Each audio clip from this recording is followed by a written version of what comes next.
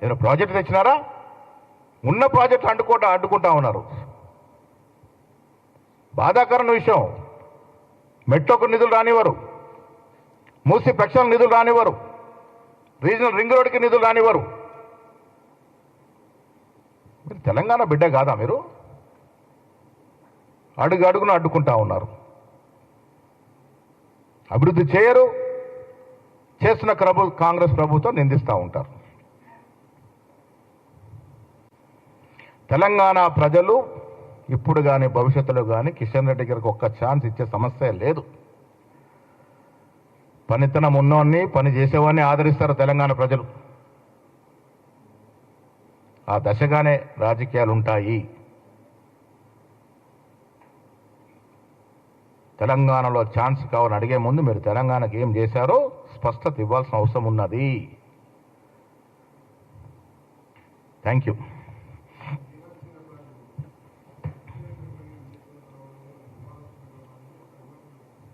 వివాదాస్పదం చేస్తున్నటువంటి మిత్రులకి నేను విజ్ఞప్తి చేస్తాను, సెక్రటేరియట్లో అందరూ కలవచ్చు. ఒక టీవీలో చెప్తా ఉన్నాడు, సీఎం చైర్లో కూర్చోనట రివ్యూ చేసిందట. అర్థం ఉండాలి. వీడియోలు రిలీజ్ చేసే ముందు కొంత జర్నలిజం విలువలు పాటిస్తే మంచిదని మీ అందరూ విజ్ఞప్తి చేస్తూ ఉన్నాను.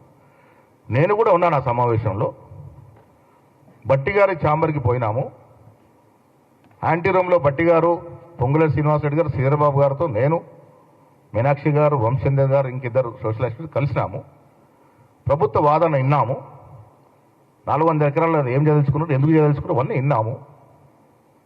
తర్వాత ప్రజలు చెప్పే వాదన కూడా వింటానని ఆవిడ గచ్చిబౌలి స్టేడియంలో స్టూడెంట్, ఆ రోజు గాంధీ భవన్లో నేను, మీనాక్షి గారు ఇక్కడ కూడా విన్నాం. ఎన్ఎస్ఐ మా బిందురోని చెప్పినటువంటి మాటలు విన్నాం. వారు ఏ రకంగా రిక్వెస్ట్ చేస్తున్నారు విన్నాం. ఎస్, ప్రజాస్వామ్యంలో ప్రభుత్వం మాదైనా మేము ప్రజలు ఇచ్చే సూచనలు సలహాలు వింటా ఉన్నామంటే ప్రజాస్వామ్యమా కాదా? పోయిన కేసీఆర్ ప్రభుత్వం ఎలాంటిది ఉండేనా? ఎన్ని ఎకరాలు బుల్డోజ్ చేశారండి, ఎన్ని వేల ఎకరాలు బుల్డోజ్ చేశారు హైదరాబాద్లో. ఇదే కిషన్ రెడ్డి, ఇదే లక్ష్మణ్, ఇదే సంజయ్ గారు నోర్లు మూతలు పడలేదు అప్పుడు.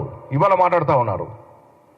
మాది ప్రజాస్వామ్యం కాబట్టి వినడానికి వచ్చింది మీనాక్షి నటరాజన్ గారు. వింటా ఉన్నాం, ఏం చేయాలో అలా ఆలోచిస్తూ ఉన్నాం. ఇవాళ ప్రస్తుతం కోర్టులో ఉంది అది. ఒక పేపర్లో వచ్చింది నన్ను వద్దన్నారని, మీనాక్షి గారు నన్ను వద్దన్నారని. నేను శ్రీరామనవమి కోసం ఊరికి పోతా ఉంటే నెక్స్ట్ రోజు అది వద్దనే వాళ్ళు మొదటి రోజు వద్దనాలి కదా, మరి మొదటి రోజు నన్ను ఎందుకు కూర్చోబెట్టుకున్నారు? నేను మీనాక్షి కదా కలిసింది.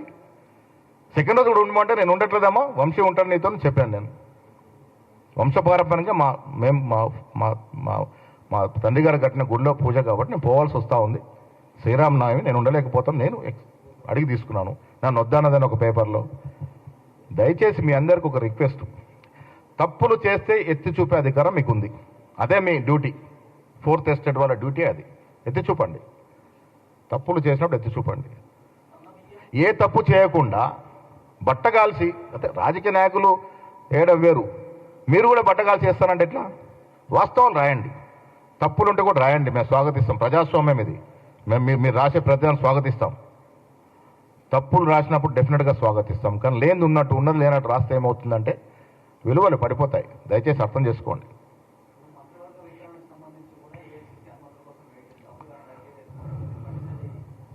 అంటే ఇది జనరల్ ప్రక్రియ అండి. మాది రీజనల్ పార్టీ కాదు. మాదేమన్నా టీఆర్ఎస్ పార్టీ అన్ని ఫామ్ హౌస్లో నిర్ణయాలు అవడానికి. ఇది జాతీయ పార్టీ. ఏ నిర్ణయం తీసుకున్న జాతీయ కోణంలో ఆలోచించాలి, రాష్ట్ర కోణంలో ఆలోచించాలి. అన్నీ ఆలోచిస్తే చేసుకుంటాము. జాతీయ పార్టీ కదా మాది. జాతీయ నాయకుడు ఉంటాడు, మాకు జాతీయ అధ్యక్షుడు ఉంటాడు, జాతీయ మాకు యువ నాయకుడు ఉన్నాడు. ఎస్, అంత సమిష్టి కలిసి నిర్ణయం చేసుకుంటాం. నేను మళ్ళీ అడుగుతా ఉన్నాను, వాళ్ళు మాట్లాడే ముందు వాళ్ళ వెనుక వీపు చూసుకోవాలి కదా. బండి సంజయ్ గారు అమిత్ షా కాదని టిఫిన్ కూడా చేసే పరిస్థితి ఉంటుందా? పొద్దున అక్కడ మెసేజ్ వస్తేనే టిఫిన్ కూర్చుంటాడు. మెసేజ్ వరకు వెయిట్ చేస్తూ ఉంటాడు పాపం. మెసేజ్ రాగానే ఎస్ యూ గో ఎట్ అంటే అప్పుడు తింటాడు. అది పరిస్థితి వాళ్ళది. వాళ్ళు మా గురించి మాట్లాడితే ఎట్లా?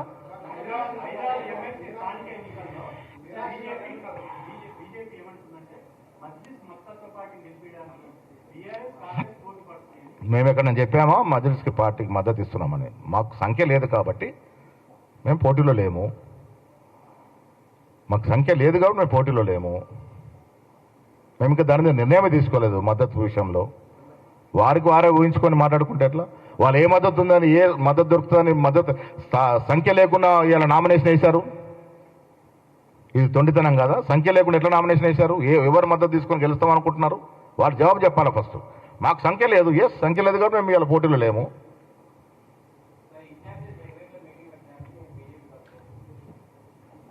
ఇన్ఛార్జ్ సెక్రటరీ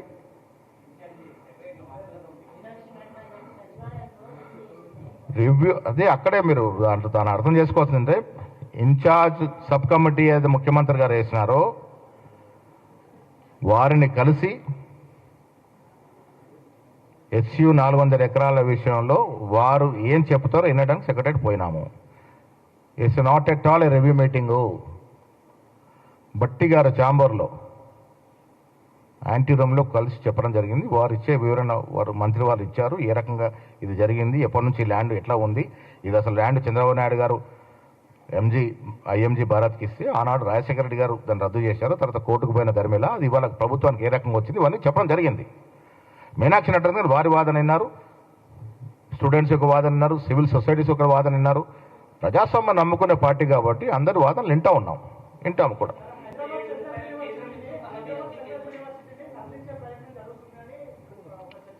ఎవరు చెప్పారు అది? అసలు అలాంటి ప్రస్తావన లేదు కదా.